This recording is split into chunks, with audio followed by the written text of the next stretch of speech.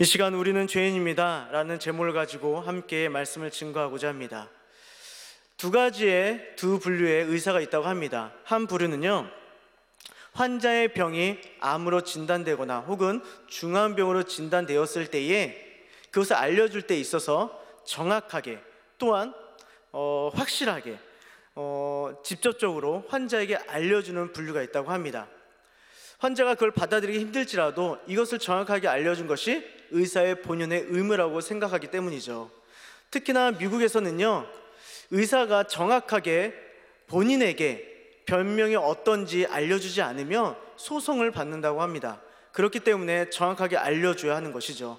또 다른 의사는요, 혹여나 상처를 받을까, 병도 중한데 마음의 상처를 받을까봐 본인에게 이야기보다는 가족들에게 아니면 친척들에게 때로는 돌려서 그렇게 이야기하는 의사가 있다고 합니다. 물론 상황과 그 환경에 따라서 알려주는 또한 성격에 따라서 그 변명을 알려주는 그런 모습은 아마 다를 것입니다. 뭐가 좋다 나쁘다 그거는 상관이 없습니다. 우리 성도님들은 어떻게 생각하십니까? 직접적으로 알려주는 게 좋을까요? 아니면 마음 가운데 어려움이 있으니 누군가를 통해서 듣는 것이 좋을까요? 이건 정답이 없습니다. 그럼 이건 어떤지 한번 생각해 보시기 바랍니다. 두 명의 목사님이 있습니다.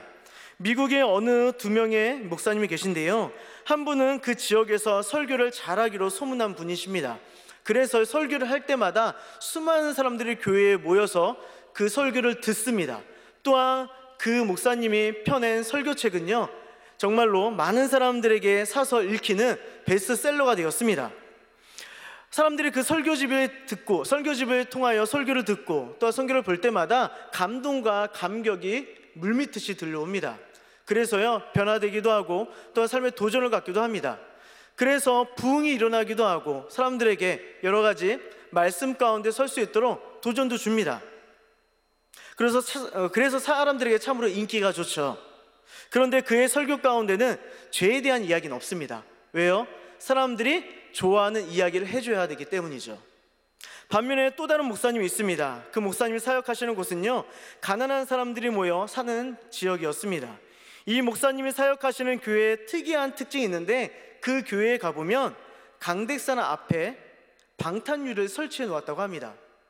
바로 미국 해먼드 제일침례교회인데, 강대상 앞에 방탄유리가 설치된 계기가 있는데, 1959년에 어느 주일 누군가가 강단에서 설교하는 목사님을 향하여 권총을 발사한 사건이 있었기 때문입니다.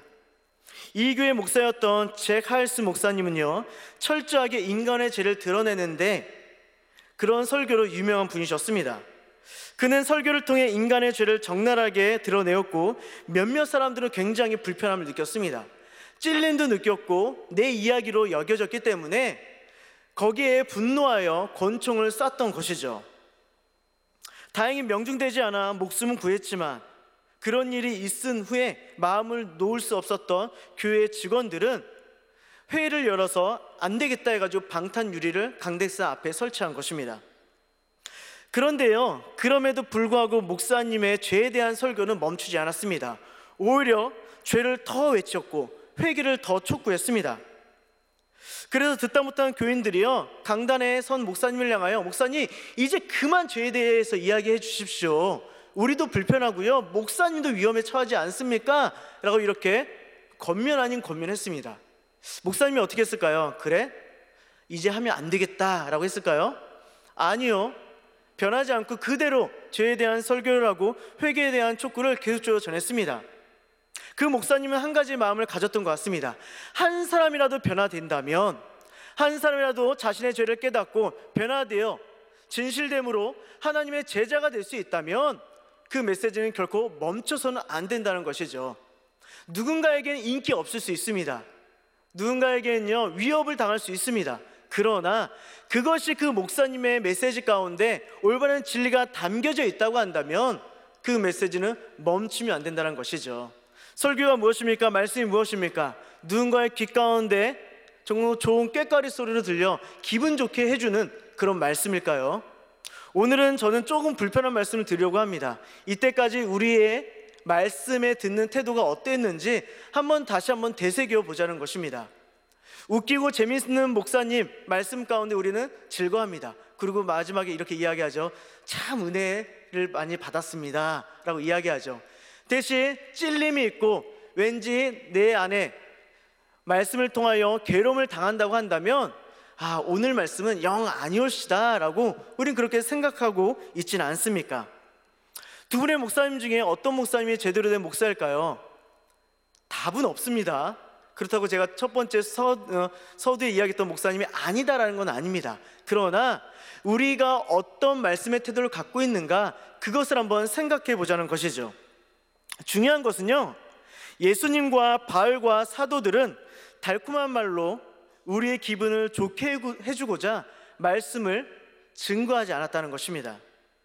우리의 잘못을 분명하게 지적해 주었고 그것을 통하여 우리에게 회개를 촉구하였으며 또한 변화되기 원했다는 것이죠. 당신들에게는 아무 문제가 없습니다. 그러니 염려하지 마십시오. 예수님만 믿으면 다 해결됩니다. 이런 메시지 얼마나 듣기 좋습니까? 바울은 로마서에서 하나님의 구원 그리고 하나님의 은혜, 축복을 말하기에 앞서서 우리에게 무엇을 알려주냐? 바로 죄가 무엇인지 알려주고 있습니다. 그리고 우리가 어떤 상황에 처해 있는지, 우리의 삶이 어떤 삶을 살고 있는지 그것을 알기 원한다는 것이죠. 성경은 우리에게 그래서 죄로부터 이야기를 시작하고자 합니다. 우리 모두가 죄에 빠져 있기 때문에 하나님의 진노와 또한 하나님의 피할 수 없는 심판이 우리 가운데 도래했다는 것이죠. 그래서 유대인이든 이방인이든 누구를 막론하고 다 심판대 아래 우리는 설 수밖에 없는 존재임을 적나라하게 우리에게 알려주고 있습니다.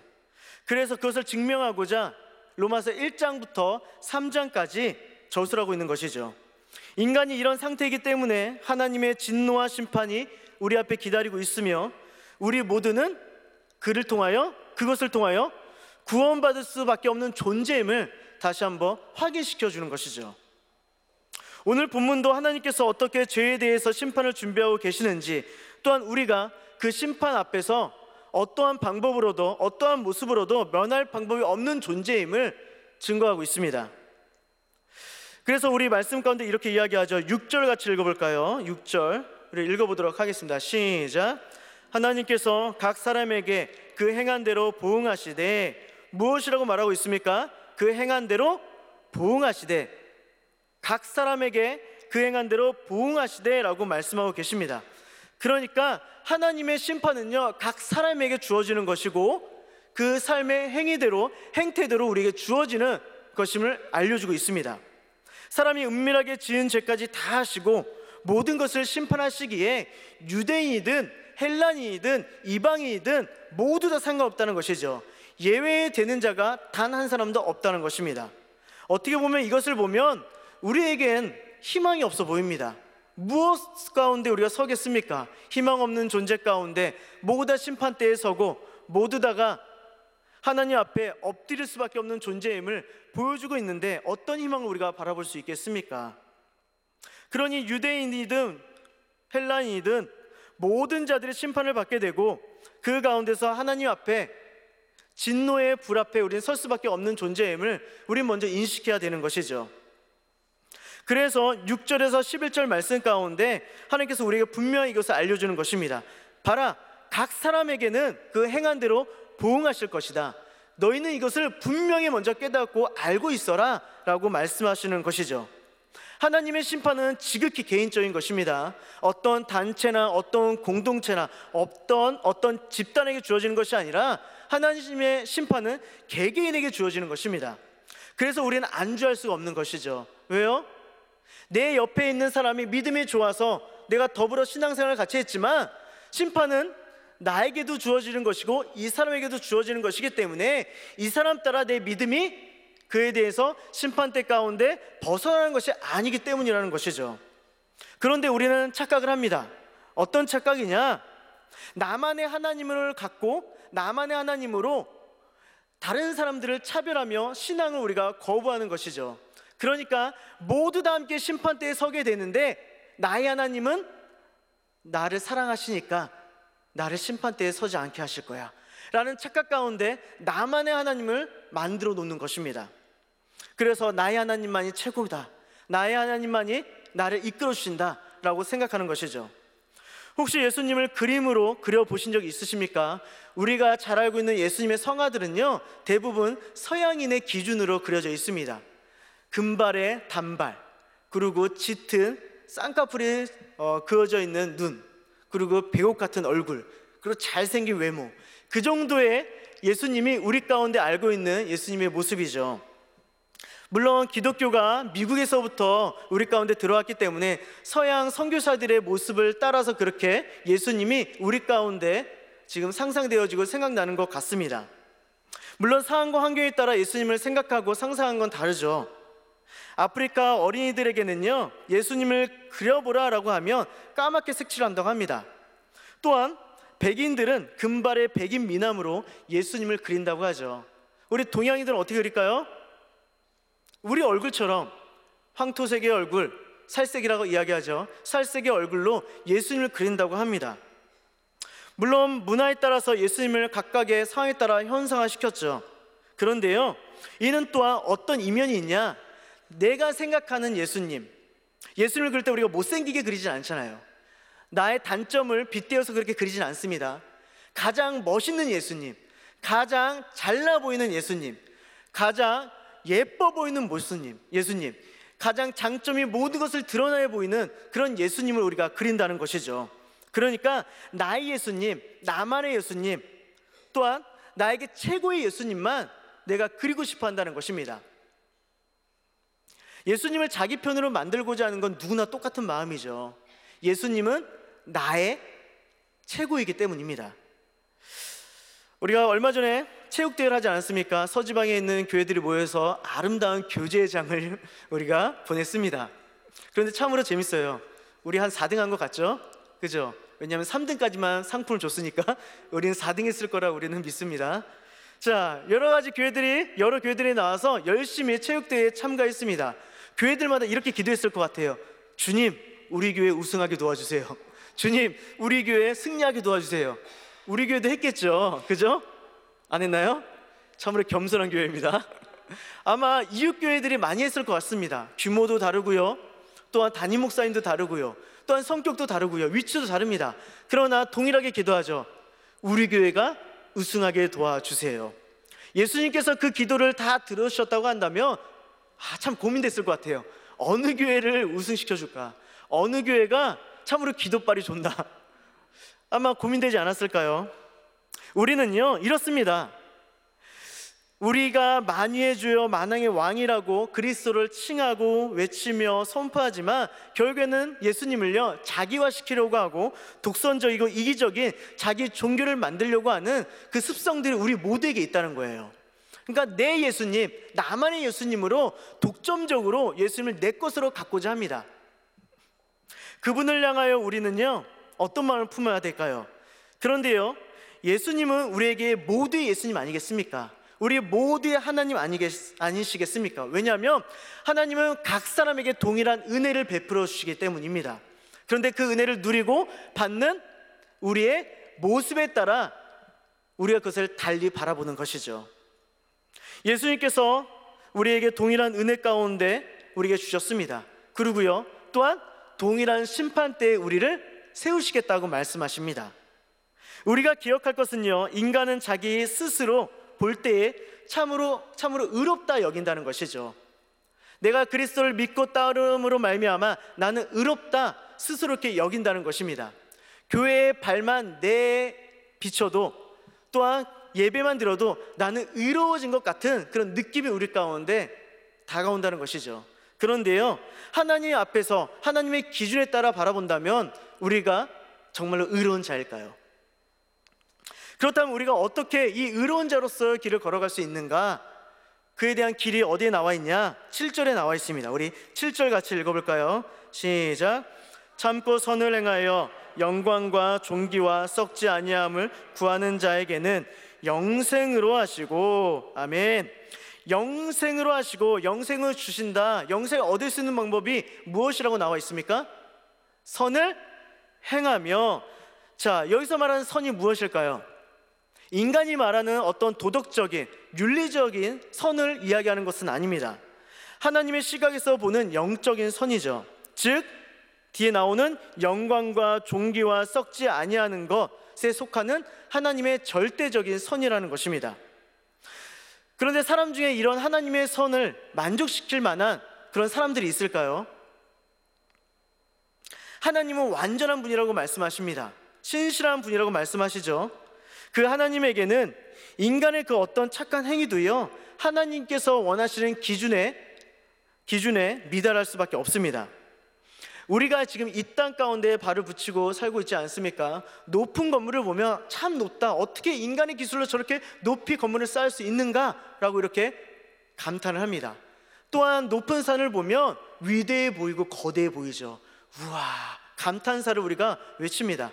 그런데요, 비행기를 타고 구름 아래서 그 거대했던, 정말 높아 보였던, 위대했던 그 빌딩과 산을 바라보노라면 정말로 하찮게 여겨집니다. 전만하죠. 야, 어떻게 저렇게 작을까? 어떻게 이렇게 작아 보일까?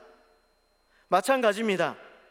우리는요, 땅에서 사는 우리가 볼 때는 이것도 대단해 보이고 저것도 훌륭해 보이고 저것도 위대해 보이지만 지극히 선하시고 절대적인 선이신 하나님이 볼 때에 아무것도 아니라는 것이죠. 그러니까 우리 서로 의롭네 의롭지 않네 이렇게 다툴 필요가 없다는 것입니다. 그것을 판단하고 그것을 이야기하실 분은 오직 하나님밖에 없기 때문이죠. 전에 조폭들이 나오는 영화를 본 적이 있습니다. 조직 폭력배들의 세계와 그들의 의리를 이야기하는 내용이었는데요, 우리가 살아가는 일반적인 세상 속에서 삶의 법칙과 규칙이 있듯이 조폭 사이에서도요, 그들만의 법칙과 규칙이 있습니다. 질서들이 존재하죠. 자신들의 식구가 되기 위해서는 행동을 같이 해야 합니다. 같이 울기도 하고 슬퍼하기도 하고 또 같이 웃기도 하고 마음을 나눌 줄 알아야 되죠. 그래야 식구가 될 수 있습니다. 그리고 정확하게 분명하게 자신들이 세워놓은 그런 법칙에 따라 질서에 따라 움직여야 하죠. 그 안에는 자신들이 세워놓은 절대적인 원칙이 있기 때문입니다.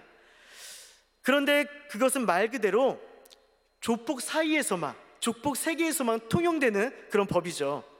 그들의 법을 가지고 일상생활 가운데 우리는 살 수가 없습니다. 만약에 그 조폭 세계에서 그의 법칙과 원칙을 지키지 않으면 어떻게 될까요? 보복을 당하든지 제명을 당하든지 아니면 어려움을 당할 수밖에 없습니다. 그런데 이러한 조폭들 세계의 법칙은 사회에서 통용될 수도 없을 뿐더러 사회법과 완전 반대되죠. 그래서 그들의 행동을 우리가 무엇이라고 이야기합니까? 바로 범죄라고 이야기하는 것입니다. 불법이라고 이야기하는 것이죠. 그런데요, 조폭들 사이에서 그들의 법칙과 그들의 규칙은요, 그들의 말에 따라 선한 것입니다. 우리에게 선하진 않지만 저들 사이에서 선한 것이죠. 제가 조폭을 옹호하는 건 아닙니다. 예를 들면 동료를 위하여 목숨을 걸죠. 자신들의 조직원이 당했으면 똑같이 아니 더 악랄하게 보복을 합니다. 그들 가운데 그것이 정의죠. 최근에 제가 뉴스를 보았는데요, 서울 조폭과 광주 조폭이 싸움을 했습니다. 그런데 광주 조폭이요, 소수의 서울 조폭을 때렸어요. 자, 그리고 헤어졌습니다. 자, 서울 조폭들이요, 경기도의 모든 조폭들을 모아서 광주로 보복을 하러 갔습니다. 그래서 일망타진됐어요. 약 30여 명이 잡혔더라고요. 우리에게 있어서는 그것이 범죄죠. 왜요? 뉴스에 나올 정도니까. 그런데 그들에게 있어서는 그것이 의리라는 것입니다. 그들에게 있어서 그것이 정의라는 것이죠. 동료가 부상을 당했을 때는 함께 고통스러워하며 복수를 하려고 노력하는 것, 이처럼 그들은 의리라는 것으로 똘똘 뭉쳐 있습니다. 분명한 것은요, 그렇다 할지라도 그들은 경찰한테 잡히고 또한 감방에 가는 것이죠. 무슨 말입니까? 사회적으로는 잘못됐다는 것입니다. 이들은 이렇게 이야기할 수 있습니다. 이렇게 항변할 수 있겠죠. 우리도 좋은 일을 한 것입니다. 우리도 우리 딴에는 정의를 이룬 것입니다 라고 이렇게 항변할 수 있습니다. 우리들의 세계에서 이것이 선입니다. 그래도 이것을 아무리 그렇게 외쳐도요, 아무리 외쳐도 소용없다는 것입니다. 법을 무시한 선은 이미 선이 될 수 없기 때문이죠. 이와 마찬가지입니다. 예수가 없는 세계 가운데 우리가 아무리 선을 행한다 할지라도 예수님 앞에서 그것이 선이 될 수 없다는 것이죠. 반대로 오히려 예수님을 멀리하는 선은요, 예수님을 배반하는 선이며 예수님을 내 마음 가운데 추방하는 선입니다. 그것이 어떻게 우리에게 선이 될 수 있겠습니까? 그러니 누가 영광과 존귀와 썩지 아니함 속에 속하는 하나님의 기준에 해당하는 선을 행한다고 자신 있게 당당하게 이야기할 수 있는 사람이 어디 있겠습니까? 자, 우리에게 여기에 문제가 생기죠. 과연 우리 그럼 어떻게 살아야 됩니까? 하나님께 주신 영생의 길 가운데 돌아갈 수도 없고 그것을 누릴 수도 없는 것입니까? 라고 이렇게 이야기할 수 있겠죠. 감사교도 하나님께서는 우리에게 힌트를 주십니다. 13절 같이 보실까요? 13절 시작. 하나님 앞에서는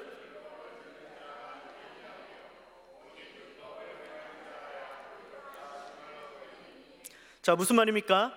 율법을 지켜야 의롭다 하심을 받는다라고 말씀하고 있습니다.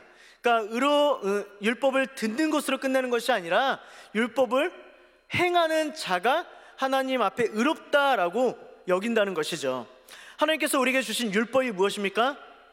두 가지로 함축해 놓으셨죠. 하나님을 사랑하고 내 이웃을 사랑하는 것. 자, 우리가 어떤 규칙을 지킬 때에 체크하면서 지키면 참 편하죠. 1번 체크, 2번 체크, 3번 체크, 한 100가지의 규칙이 있으면 100가지 정도 지켰으니까 쉽게 하나 우리는 지나갈 수 있습니다. 때로는 지키지 못하는 규칙도 있죠. 그래도 100개 중에 95개 정도 지켰으면 이 정도면 그래도 나 준법 정신이 강한 사람이야 라고 외칠 수 있을 것입니다. 그러나 하나님은 우리에게 율법을 두 가지로 함축해 놓으셔서 그것을 어떻게 지키는가에 대해서 초점을 맞춰 놓으셨습니다. 의를 지키되 어떻게 지키냐? 끝까지 지키라고 말씀하시죠. 한번 지킴으로 끝나는 것이 아니라 내 평생 가운데 하나님 나라 가운데 들어갈 때까지 끝까지 지키라고 우리에게 말씀하고 있는 것입니다. 그래서 우리를 항상 지켜보시고 외모로 보시는 것이 아니라 내 마음 가운데 모든 것을 감찰하시며 지켜보신다는 것이죠. 또한 14절 가운데 이렇게 이야기하는데요, 율법 없는 사람들은 스스로 자기가 자기에게 율법이 된다고 이렇게 말씀하고 있죠. 이것이 무엇을 말하냐면 양심에 꺼리끼는 짓을 하지 말라는 것입니다. 하나님께서 우리에게 율법이 없는 사람들에게 한 가지 안정장치를 주신 것이 무엇이냐면 이 양심이라는 것입니다. 그러니까 우리가 흔히들 양심에 거리끼는 짓 하지 말아라, 양심이 좀 찔리는데 한다고 한다면 하나님께서 우리를 터치해 주시는 거예요. 이 정도는 하지 말아야 돼, 여기까지 너희가 더 이상 물러서면 안 돼 라고 이렇게 메시지를 던져주시는 것입니다. 양심에 찔리는 일을 하지 말도록 우리는 해야겠죠. 그러나 거기서 만족하는 것이 아니라 하나님께 주신 율법이 무엇인지 알고 그것을 깨달으며 삶으로 실천하는 삶을 우리는 더 나아가야 된다는 것이죠. 그래서 하나님 심판 때에 섰을 때에 우리가 동일하게 모두 섰을 때에 그 행한 대로 보응하시는 주님을 바라볼 수 있는 것입니다. 그런데 우리가요, 또한 우를 범하냐? 우리 일상생활 가운데 우를 범하는 모습, 8절 같이 읽어볼까요? 시작. 오직 당을 지어 진리를 따르지 아니하고 불의를 따르는 자에게는 진노와 분노로 하시리라. 아멘.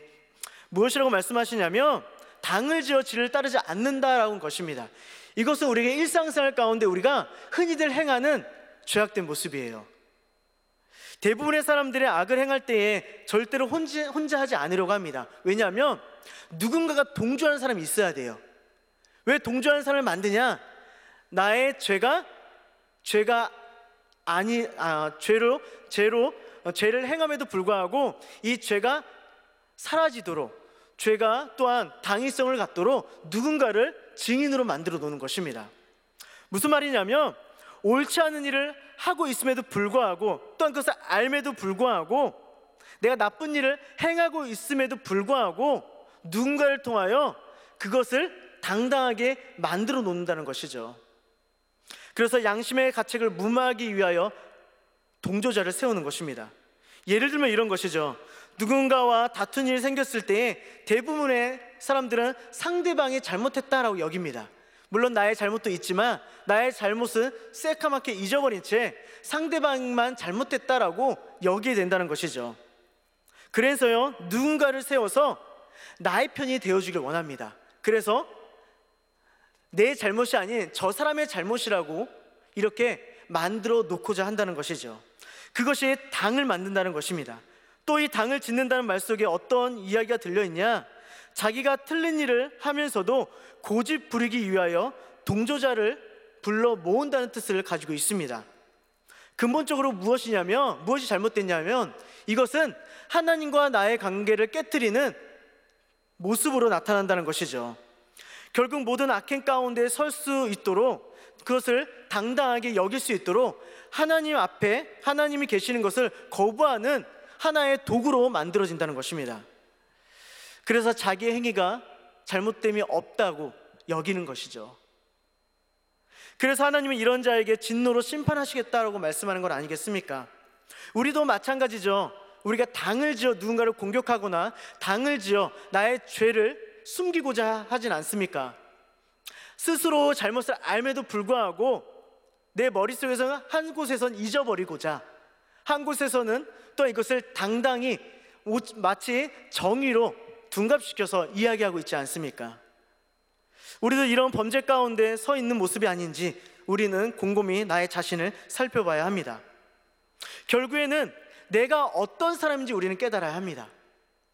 본문 말씀 가운데 계속 우리에게 이야기하는 것은 우리는 이와 같은 죄인일 수밖에 없다는 것이죠. 하나님 앞에 철저한 죄인일 수밖에 없다는 것입니다. 아무리 내 실력과 능력으로 내 모습 가운데 의를 행할지라도 어차피 우리는 죄인일 수밖에 없다는 것이죠. 여기서부터 시작되어야 된다는 것입니다. 서두에 이야기했듯이 우리는요, 죄를 이야기하기보다는 하나님의 은혜를 이야기하고 싶어하고 하나님의 축복을 이야기하고 싶어하고 하나님의 구원을 이야기하고 싶어합니다. 왜냐하면 그것이 달콤하기 때문이죠. 죄를 이야기하면 왠지 내 마음 가운데 씁쓸하고 또한 내 마음 가운데 찔림이 있기 때문에 그 안으로 들어가고 싶어하지 않습니다. 그래서 우리에게 변질된 신앙의 모습이 나타나는데 이것이 무엇이냐? 바로 기복신앙으로 나타나는 것이죠. 믿으며 복받는다, 믿으며 축복받는다, 그것만 남은 것입니다. 우리가 그럭저럭 잘 살고 있는데 월수입 100만 원 받았다면 하나님을 믿음으로 말미암아 200만 원 벌게 도와주세요. 지금 그럭저럭 행복하게 살고 있는데 예수 그리스도를 믿음으로 말미암아 더 풍요롭게 살게 도와주세요. 그것이 우리의 모습 가운데 숨겨져 있는 마음이라는 것이죠. 이런 식의 개념으로 복음을 이해하고 구원을 생각하는 사람들을 향하여 바로 바울이 로마서를 통해 우리에게 깨우치고자 이야기하고 있는 것입니다. 주일 가운데 예배 드리러 오신 분들 중에 이런 마음이 있죠. 마치 예배를 드리러 오는 것이 나를 위하여 예배 드리는 것처럼 여길 때가 많이 있습니다. 오늘 좋은 날씨 가운데 왔는데 좋은 날씨 가운데 놀러 가지도 않고 예배 나왔잖아. 오늘 약속도 많은데 다 팽개치고 예배 나왔잖아. 자신을 봐달라는 것이죠. 봐라, 나는 그럼에도 불구하고 예배 나왔다, 봐달라는 것입니다. 예배의 주인공이 누구로 변질된 것입니까? 나로 변질된 것이죠. 예배의 주인공은 그리스도, 인자가 온 곳은 우리가 인자를 향하여 예배 드리라고 말씀하셨는데, 예배의 주인공이 그리스도라고 말씀하셨는데 예수님은 쏙 빼놓고 나만 남은 것입니다. 그렇다고 하면 우리가 누구를 향하여 예배 드리는 것입니까? 나를 향하여 예배 드리는 건 아닐까요? 우리는요, 어떠한 핑계도 될 필요가 없습니다. 주님, 이 자리에 나온 것은 주님께 영광 돌리기 위함입니다. 이 고백이 우리 입술 가운데 나타나야 된다는 것이죠. 그러니 우리는 바로 죄인인 나, 즉 죄인을 구원해 주신 그리스도, 그분을 향하여 나아갈 수밖에 없는 것입니다. 하나님의 구원과 하나님의 축복과 하나님의 은혜를 받고자 한다면 이 죄에서부터 시작되지 않으면 우린 결코 쉽게 무너지는 신앙이 될 수밖에 없다는 것이죠. 교회 열심히 교회 다니지 않는 분들, 신앙생활 열심히 하다가 갑자기 사라져버린 분들, 대부분의 분들을 보시면 이렇습니다. 이 죄에 대해서 시작하지 아니하는 믿음, 축복으로부터 시작된 믿음이 대부분이라는 것이죠. 하나님께서 주어지는 것이 없기 때문에 신앙을 잃어버리는 것입니다. 하나님께서 주시지 않으니까, 더 이상 내가 받을 것이 없으니까, 더 이상 내 생활이 풍요로워지지 않으니까 신앙을 쉽게 잃어버리는 것이죠. 이 죄, 내가 누구인지 깨닫고 나아간다면 우리의 신앙은요 견고하게 설 수 있는 것입니다. 근데 우리는 이것을 부끄러워할 필요가 없습니다. 왜냐하면 하나님은 예수 그리스도가 이 땅에 오신 것은 건강한 자를 위해서 오신 것이 아니라 병든 자를 위하여 오셨기 때문이죠. 예수님이 이 땅에 오신 것은 의인을 부르러 온 것이 아니라 죄인을 부르러 오셨기 때문입니다. 그러니 우리는 내가 죄인임을 부끄러워할 필요가 없다는 것이죠. 죄인이 넘치는 곳에 무엇이 넘친다? 은혜가 넘친다고 말씀하셨습니다. 마음껏 내가 죄인임을 고백하시고 그 죄 가운데 회개함으로 하나님의 심판대에 서는 것이 두려움이 아니라 오히려 하나님 앞에 온전히 설 수 있는 마음의 평안으로 다가오는 우리 성도님들이 되었으면 좋겠습니다. 그로 인하여 하나님께서 주시는 그 마음 가운데 선을 행하여 영광과 존귀와 썩지 아니함을 쫓아가는 그 영생 가운데서는 우리 모든 성도들 되시기 주의 이름으로 축원합니다. 아멘. 우리 함께 주여 세 번 부르 함께 기도하실 때에 하나님, 내가 하나님 앞에 온전히 서기 원합니다. 내가 죄인임을 고백하게 도와주시고 하나님 앞에 온전히 나의 죄를 떳떳하게 내어놓게 도와주시고 그 가운데 무릎으로 나아가 주의 말씀 가운데 온전히 설 수 있는 우리가 되게 하여 주시옵소서. 나를 용서하시고 주 앞에 설 수 있도록 하나님 나를 붙잡아 주시옵소서라고 우리 주여 세 번 부르 기도한 후에 자유롭게